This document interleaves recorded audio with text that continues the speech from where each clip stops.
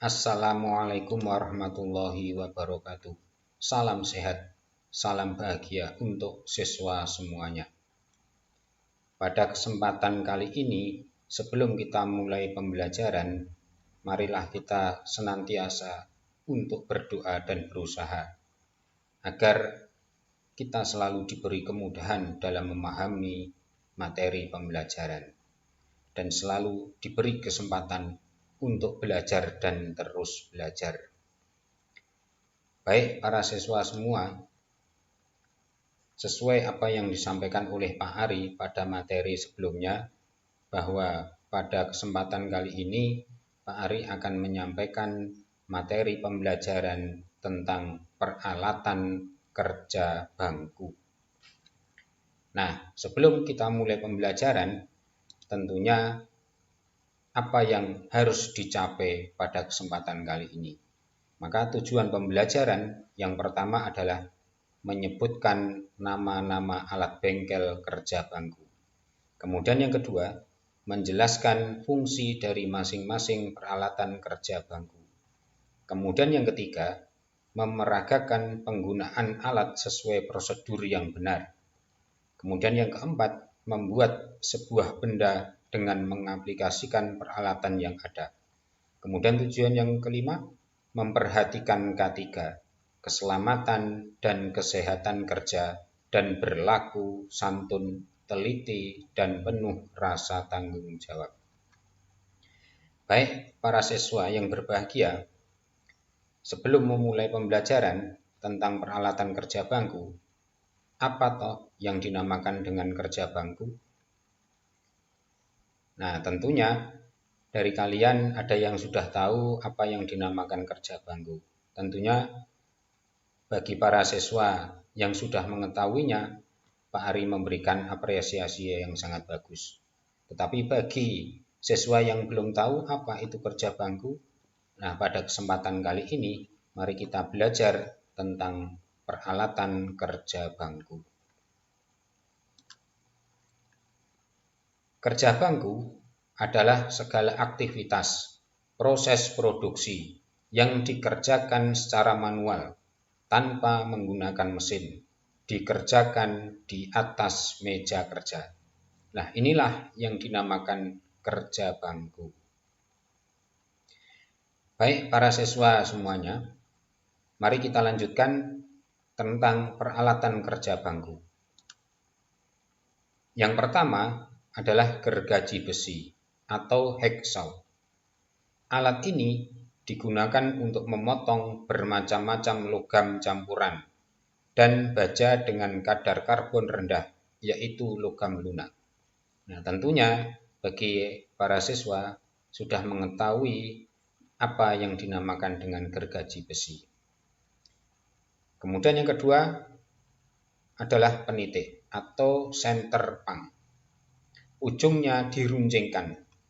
Alat ini digunakan dengan hammer untuk membuat titik pada sepotong logam sebelum menggunakan sebuah bor.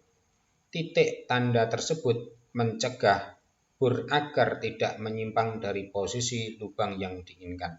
Nah, bentuk fisik dari penitik adalah sebagaimana yang tertera pada slide ini. Baik, para siswa kita lanjutkan.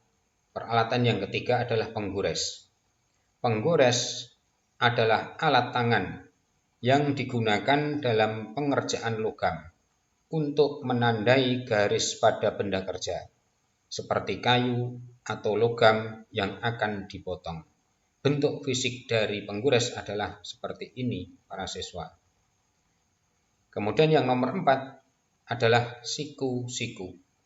Siku-siku adalah sebuah alat ukur yang terdiri dari badan dan daun siku, di mana badan lebih tebal dan lebih berat jika dibanding dengan daunnya. Hal ini berfungsi untuk ketepatan dan kemantapan pegangan sewaktu digunakan. Nah, yang dimaksud dengan badan adalah bagian ini para siswa. Kemudian pada bagian daun adalah yang ada angka-angkanya ini. Jelas bukan anak-anakku semua tentang penggores dan siku-siku. Nah, tentunya kita lanjutkan alat yang berikutnya. Nomor 5, ragum. Ragum adalah suatu alat penjepit untuk menjepit benda kerja yang akan dikikir, dipahat, digergaji, ditap, disenai, dan lain-lain. Dengan memutar tangkai handle ragum, nah ini yang dimaksud tangkainya, maka mulut ragum akan menjepit atau membuka atau melepas benda kerja yang sedang dikerjakan. Bibir mulut ragum harus dijaga, jangan sampai rusak akibat terpahat, terkikir, dan lain sebagainya. Nah, yang dimaksud bibir adalah bagian ini para siswa. Nah, pada tangkai ini jika diputar maka bisa mengendorkan maupun bisa mengencangkan. Nah, jika mengendorkan maka tangkai ini diputar berlawanan arah jarum jam, maka bibir ini akan bergerak membuka. Kemudian yang keenam adalah senai. Alat ini digunakan untuk membuat ulir pada sepotong besi bulat atau untuk memperbaiki ulir yang sudah rusak. Nah, ini para siswa, bentuk fisik daripada senai adalah seperti yang ada pada slide ini. Kemudian kita lanjutkan alat yang nomor 7. Nomor 7 adalah tap. Alat untuk membuat ulir agar cocok untuk baut pasangannya atau baut tanam. Alat ini dapat digunakan untuk memperbaiki mur atau alat yang sama yang ulirnya tidak teratur. Nah, ini para siswa bentuk fisik daripada tap. Tentunya ini ada ukuran sesuai dengan yang akan dibuat ulirnya. Kemudian alat nomor 8, mesin bor. Alat yang digunakan untuk mengebor atau membuat lubang pada benda kerja seperti plat aluminium, besi, dan lain-lain. Untuk mengebor biasanya digunakan alat bantu tangan untuk memberi tekanan bor. Pada saat mengebor diwajibkan menggunakan kacamata pelindung. Mengapa menggunakan kaca pelindung? Nah, tentunya agar selamat dari percikan atau bekas daripada logam yang telah dibor. Bentuk fisik dari mesin bor adalah seperti yang ada di slide ini, siswa semuanya. Kemudian nomor 9 adalah handle senai. Alat ini digunakan untuk menahan senai dengan kuat agar operator atau mekanik dapat memberikan tekanan yang merata dan tuas tidak miring. Kemudian nomor 10, handle tap. Alat ini digunakan untuk menahan tap dengan kuat untuk memungkinkan mekanik memberikan tekanan yang kuat dan merata pada sistem tuas dan untuk memastikan bahwa sudut cartridge adalah 90 derajat dengan komponen tersebut. Nah, para siswa semuanya, bentuk dari handle senai dan handle tap sesuai yang ada di slide ini. Kemudian kita lanjutkan alat yang nomor 11. Nomor 11, sikat baja. Alat ini cocok untuk menghilangkan karbon, bahan gasket yang lama, dan kotoran atau karat dari permukaan logam. Nah, ini sikat baja, siswa semuanya. Kemudian nomor 12 adalah pahat. Alat ini digunakan untuk memotong rivet, hit, baut, mur, dan lempengan logam yang ringan. Ini pahat para siswa semuanya. Kemudian nomor 13, kikir bulat. Alat ini digunakan untuk memperbesar lubang-lubang atau permukaan file bercekung kecil. Kemudian nomor 14, kikir rata tunggal. Alat ini digunakan untuk menyelesaikan permukaan pipih secara baik. Ini kikir para siswa semuanya.